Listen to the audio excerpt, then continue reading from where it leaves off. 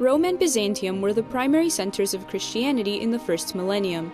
However, what began as a brotherly relationship turned into a dispute over supremacy, which ended with the rupture in the year 1054. La Europa occidental, mirada. Western Europe, from Byzantium's perspective, was a chaotic world. The city of Rome had less than 20,000 inhabitants. Byzantium, in turn, was the cradle of culture.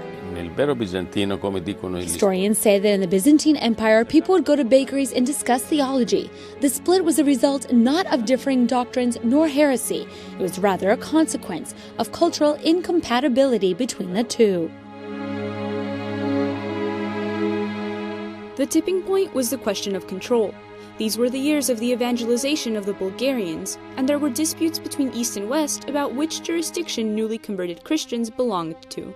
To resolve the dispute, a rather undiplomatic person was sent from Rome. He failed to come to an agreement with the Patriarch of Byzantium, so he excommunicated him.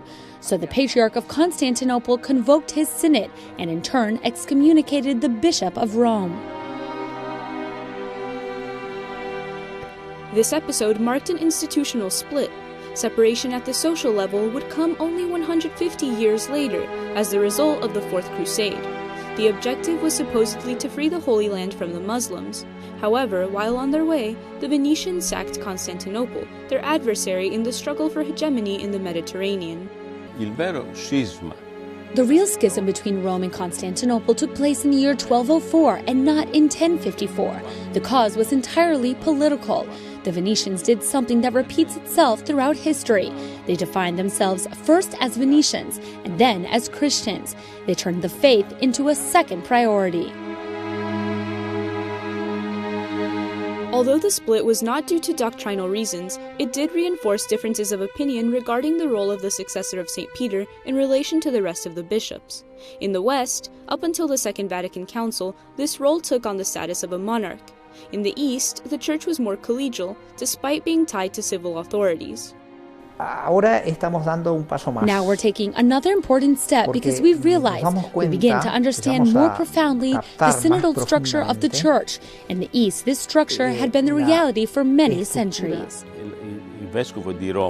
What's the role of the bishop in Rome? The Orthodox world invokes the concept of synodality. Pope Francis says we must rediscover this idea because it's the essence of the Church. In fact, Nikos Zoitis remembers that Pope Francis, when he was elected, introduced himself first as Bishop of Rome, then as Pope.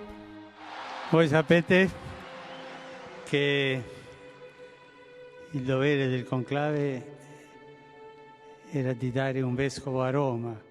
This gesture meant a lot to the Orthodox Church, so much so that the Ecumenical Patriarch of Constantinople decided to participate in the inaugural Mass of his pontificate. None of his predecessors since the split in 1054 had done so. Pope Francis and the Ecumenical Patriarch have met on numerous occasions.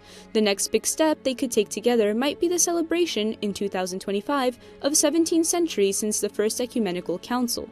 The idea would be to invite all Christian leaders to participate and send the world a big message. Reconciliation is possible. There are between 200 and 300 million Orthodox Christians spread throughout 15 Orthodox churches around the world. The most important, from a spiritual perspective, is Constantinople. However, the most numerous is the Russian Orthodox Church.